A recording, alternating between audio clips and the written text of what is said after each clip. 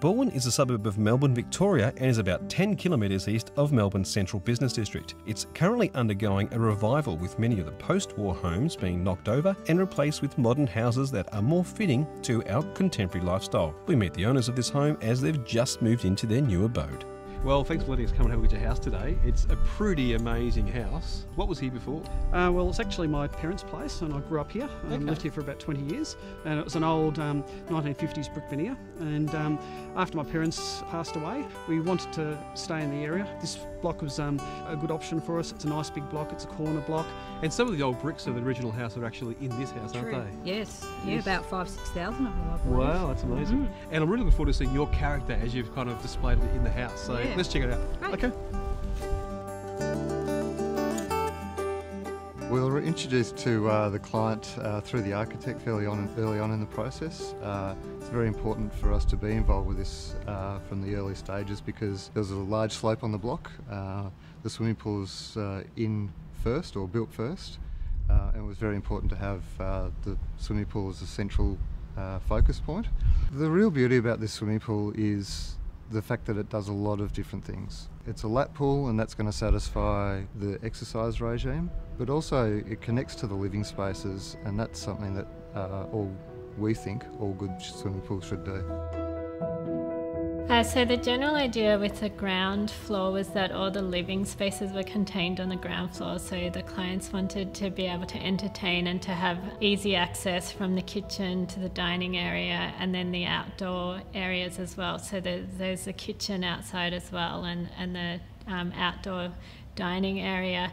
So all of the ground floor areas were sort of accessible, open, and there were various views that sort of were important. So in the kitchen, when you look out, when you're cooking, there are various views to look at. So in terms of the pool, because I was trying to express that linear aspect of the property, so I generally had an idea or designed the location of the pool and the length of the pool, and then worked with Aloha Pools in terms of, they assisted a lot in terms of the tiles and how it all came together, the depth of the pool, and stuff like that. Well, some of the most important things to me are the experience of the space. So light and shadow is important to me. So the perforated screens allowed me to play with light and shadow. So at different times of the day, the patterns upstairs would sort of change and the room would change. And also just the general experience of the space. So by having lots of walkways in between and different things to look at, different details at various points. Being a female builder, it's been really good.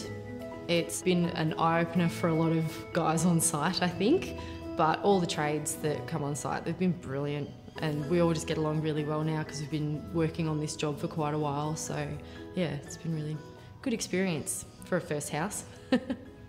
The neighbours around the work site were really good, really friendly. Yeah, very interested in what we were building when it started out, because they saw the scale of the house and were sort of thinking, oh, are you building apartments or, you know, several townhouses? No, it's just one house, but it's just a really nice big one. So I think the best part about working on this job's been the owners and being the brilliant sort of tradespeople and working with Kelly, the architect, and it's just been such a good mesh of everyone combined, all their ideas worked, and everyone's had their 2 cents worth, and it's really come together perfectly.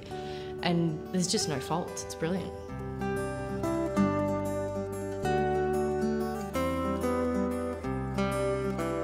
Well, I mean, there's so many little elements here that I love. I mean, the staircase is a work of art. Yeah.